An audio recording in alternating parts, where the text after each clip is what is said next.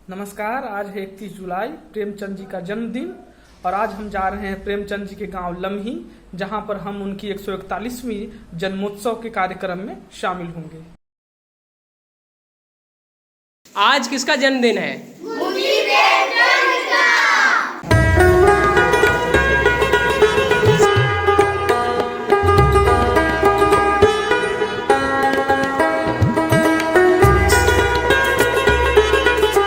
मेरा नाम सारियान जायसवाल है। मैं 5वीं कक्षा में पढ़ता हूँ।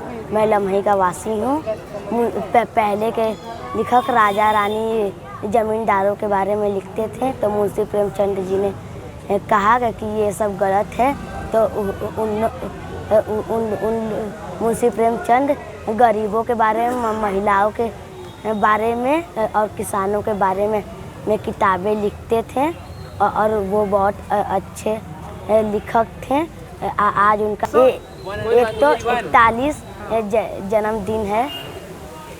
कोरोना काल के वजह से ज़्यादा नहीं हो पाया, नहीं तो दिन भर चलता था प्रोग्राम।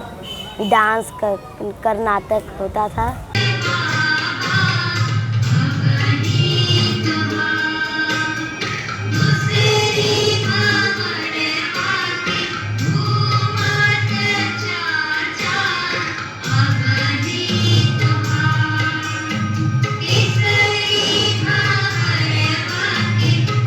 प्रेमचंद जी के साहित्य को आप यदि यथोचित ढंग से विश्लेषण करेंगे तो आप पाएंगे कि वो अपने समय के युवाओं को वो भी अपने कथा के केंद्र में रखते थे। और आज भी जो युवाओं के सामने जो समस्या है, रोज़गार की समस्या है या अन्य जो समस्याएं हैं, उन सब के कहीं ना कहीं वो संकेत देते रहते हैं। और ख़ास तौर से जैसे कि शिक्षा को केंद्र में रख करके कि कैसी शिक्षा होनी चाहिए। आज जो व्यवस्था जो पाश्चात्य प्रभावों से जो युक्त शिक्षा है, उस पर भी वो कहीं ना कहीं प्रभाव डालते हैं, उस पर भी प्रहार करते हैं और बड़े प्रभावात्मक ढंग से अपनी बात रखते हैं कि अपनी जड़ों से भी जुड़ने की ज़रूरत है। जब तक आदमी अपने जड़ों से जुड़ करके नहीं रहेगा, अपने वतन से नहीं जुड़ेगा, अपने ज़मीन की मिट्टी से नहीं जुड़ेगा, तब तक जो है सही ढंग से वह उसका यथोचित रूप से उसके व्यक्तित्व का निर्माण भी नहीं हो सकता। मेरा नाम अपर्णा है और हम एक गांव के लोग नाम से पत्रिका निकालते हैं जो द्विमासिक है और उसकी एक वेबसाइट भी और प्रकाशन है हमारा अगोरा। और मैं इधर ये दूसरी बार आई हूँ। इसके पहले भी 4 साल पहले प्रेमचंद जी की जयंती पर ही के अवसर पर ही आना हुआ था। उस समय काफ़ी चहल पहल थी क्योंकि लॉकडाउन नहीं था, तो अच्छे से कार्यक्रम हो रहे थे, परिचर्चाएँ थी, गोष्ठियाँ थी और बुक स्टॉल लगा था। हमारा भी एक स्टॉल लगा था बुक का और हम उस दिन पूरे दिन यहाँ पर रहे थे। एक त्यौहार जैसा रहता है यहाँ पर प्रेमचंद जी की जयंती जिस दिन होती है। और अब पिछले 2-3 साल से नहीं आ पाए थे, तो सोचा इस साल चलना चाहिए। तो उस तरीके का माहौल नहीं है, लेकिन फिर भी लोग प्रेमचंद जी को इस विशेष दिन पर याद करते हुए बहुत सारे लोग यहाँ पर आए।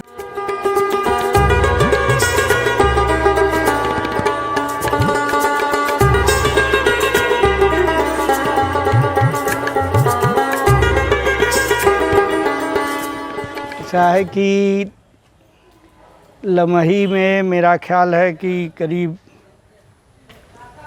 30-35 साल पहले से हम लोग बनारस से पैदल चल कर के आते रहे हैं। इस साल पैदल नहीं आए हैं, लेकिन गदोलिया से, पांडेपुर से पैदल चल कर के यहाँ आते थे। ये स्थिति में भी नहीं था। भवन तो था ही, और ये सब नए निर्माण है ये नहीं थे। लेकिन बनारस के साहित्यिक लोग, सांस्कृतिक कर्मी, ये लोग यहाँ जुटते थे। इस साल मेरा ख्याल है कि कोविड के वजह से बहुत ज़्यादा प्रभावित है। बहुत ही कम लोग आए हैं, जो भी आए हैं उसके वजह से आए हैं, जो हर साल आते रहे हैं। तो आने के पीछे तो स्पष्ट बात है कि बनारस के चूँकि वो थे और एक ऐसा व्यक्तित्व था कि दुनिया जानती है लम्ही को, इसलिए हम लोगों को लगता था कि उस दिन आना चाहिए।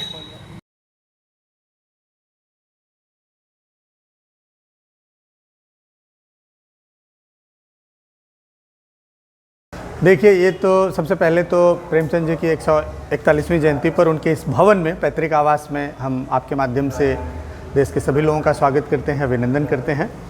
कोविड प्रोटोकॉल को ध्यान में रखते हुए उत्तर प्रदेश संस्कृति विभाग और वाराणसी जिला प्रशासन की तरफ से ये जिम्मेदारी मुझे दी गई कि यहाँ पे कुछ ऑनलाइन कार्यक्रम कराया जाए। तो दिन भर का ऑनलाइन कार्यक्रम है जो फेसबुक से सभी लोग जुड़े हुए हैं, और इस स्मारक पे भी सुबह कुछ साहित्यकारों द्वारा श्रद्धांजलि अर्पित की गई और उनका स्वागत सम्मान हुआ। सरकार पूरी तरह से प्रयासरत है कि प्रेमचंद जी का जो यह पुश्तैनी आवास है, इसको वैसे ही जीवंत किया जाए प्रतीकों के माध्यम से, क्योंकि उनका साहित्य रचे हुए 100 साल पूरा हो चुका है, जिसका कॉपीराइट लगभग समाप्त हो चुका है। तो देश के सारे प्रकाशकों ने उसको छाप लिया है। तो देश में उनके साहित्य सभी जगह बड़े आसानी से उपलब्ध हैं। तो उस साहित्य को पढ़ने के लिए यहाँ आने की किसी को बहुत आवश्यकता नहीं है, क्योंकि वो सब जगह उपलब्ध है। लेकिन प्रेमचंद जी का भवन यही है। तो इस भवन को प्रेमचंद जी के कैसे वो रहते थे यहाँ पे और उनके समय क्या था, अभी ये कोशिश है कि हम आभासी ढंग से इसको कुछ एक संग्रहालय के रूप में या एक स्मृति भवन के रूप में इसको विकसित कर आम जनता के लिए लोकार्पित करें, ताकि आने वाली पीढ़ी ये समझ सके कि प्रेमचंद जी यहाँ कैसे रहते थे। इस दिशा में कार्य हो रहा है। हम लोग उम्मीद करते हैं कि जल्दी ही कुछ अच्छा देखने को मिलेगा। प्रणाम, मेरा नाम अभिलाषा उपाध्याय, मैं कक्षा 12 की छात्र हूँ और मैं इसी ज्ञानदीप स्कूल से पढ़ती हूँ, जो कि इसी लम्ही गाँव में आता है। हम लोग यहीं के रहने वाले भी हैं और ये मेरी बहन है। नमस्कार, मेरा नाम प्रियंका उपाध्याय है। मैं भी इसी गांव में, लम्ही गांव में रहने वाली हूं। मैं डीपीएस पब्लिक स्कूल काशी में पढ़ती हूं और हम इसी गांव के रहने वाले हैं। अच्छा, आप दोनों बारी बारी से बताइए कि आपने प्रेमचंद की कौन सी कहानियाँ पढ़ी हैं? प्रेमचंद कहानी कौन सी? हमारी सबसे प्रिय कहानी है दो पहलों की कथा, हम दोनों की, और उनकी बहुत सारी कहानियाँ हमने पढ़ी हैं, एटलीस्ट पढ़ रहे हैं। कौन कौन सी? जैसे एक तो मैंने वो वाली पढ़ी थी, प्रेमचंद के फटे जूते, जिसमें उसमें एक्चुअली क्या था ना उस कहानी में कि प्रेमचंद एक फ़ोटो में रहते हैं और वो जूते फटे पहने होते हैं। तो वो जो राइटर होता है वो उनसे व्यंग करके पूछता है कि आपके पास इतनी रेपुटेशन है, आप इतना अच्छे राइटर हो, आपको गांव में इतने लोग जानते हैं, तो आप जूते क्यों फटे हुए पहनो, जिसमें से तो उनका अंगूठा बाहर निकलता हुआ दिख भी रहा था। तो वो हंस के पूछ रहे थे। तो प्रेमचंद ये कहते हैं कि कभी भी किसी इंसान की शोभा उसके वस्त्र से ज़्यादा उसकी इज्जत से होती है कि वो अपनी इज्जत और अहमियत कैसे बनाता है। तो लोग मुझे मेरे फटे जूते से ज़्यादा वो लोग मेरे कर्म कार्य को देखेंगे। तो ये कहानी मेरे लिए क्लास 9 में मैंने एक कहानी पढ़ी थी, मेरे लिए अभी तक ये मोटिवेशनल कहानी है कि मेरे खुद के भी जब जूते फट गए तो डेट्स ऑल, मुझे कोई फ़र्क नहीं पड़ा। मैं मम्मी से भी बोली, मम्मी एक कहानी थी जो मैंने पढ़ी थी और हम लोग इसी गांव से बिलोंग करते, तो so we are very proud person to belong this village.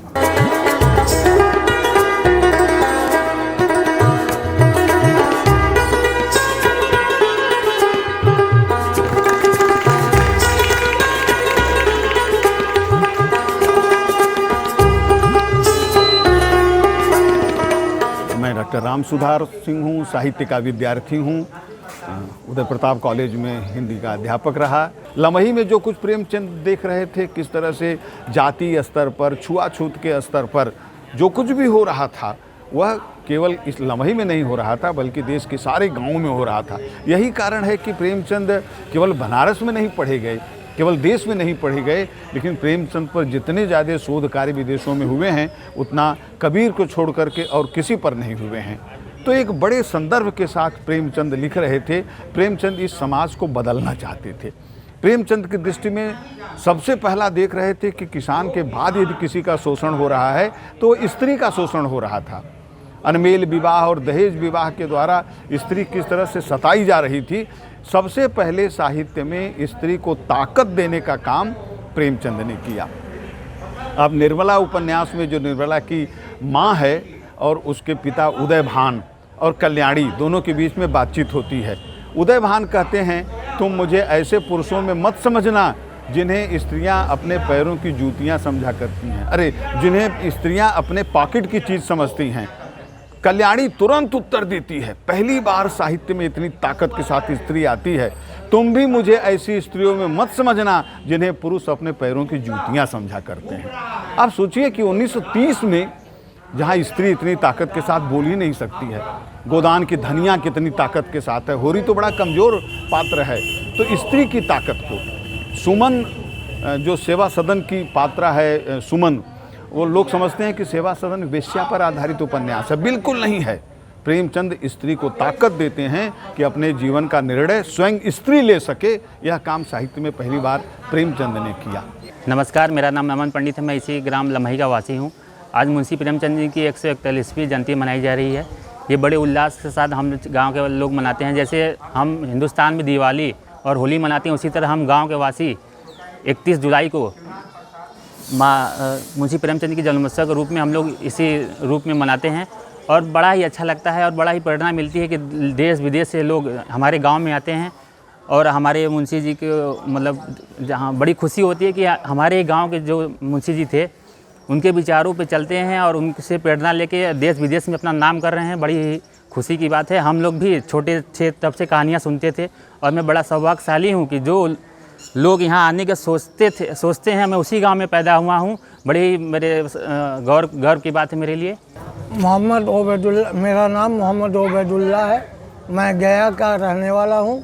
मैं यहाँ 50 साल से आकर के यहाँ के तमाम बच्चों को पढ़ाना लिखाना सिखाया और आज से 20 साल पहले एक मदरसा खोला। ये मदरसा है मदरसा अनवारुल उलूम मुंशी प्रेमचंद लम्ही। यहाँ उर्दू की पढ़ाई होती है।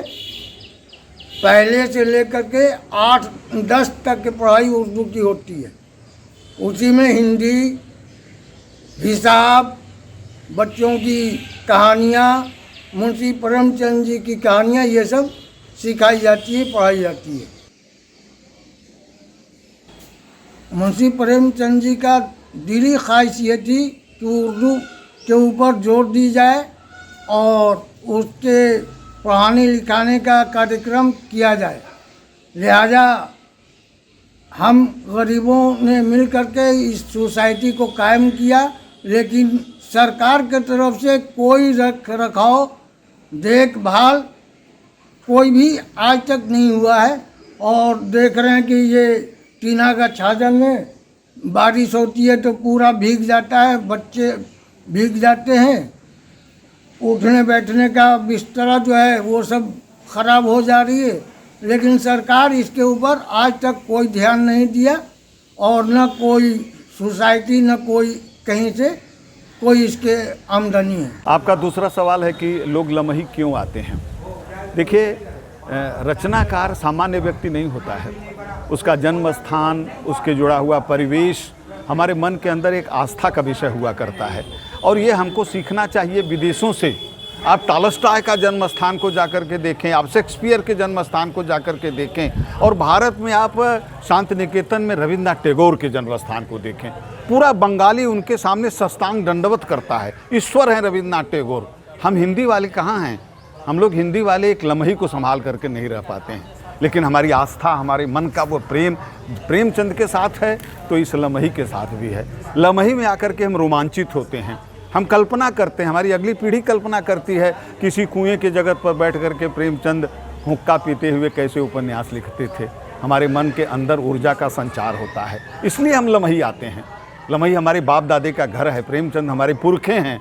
हम अपने पुरखे को स्मरण करके उन्हें श्रद्धांजलि देते लम्ही आते हैं। मैं उम्मीद करता हूँ कि सच्ची श्रद्धांजलि यही होगी कि प्रेमचंद के साहित्य से प्राप्त शिक्षाओं का, उनसे प्राप्त जो निर्देश समझ में आते हैं, जो समस्याएं हैं, यदि आज भी वो हैं तो हम उनसे टकराएं, यही प्रासंगिकता होगी। धन्यवाद।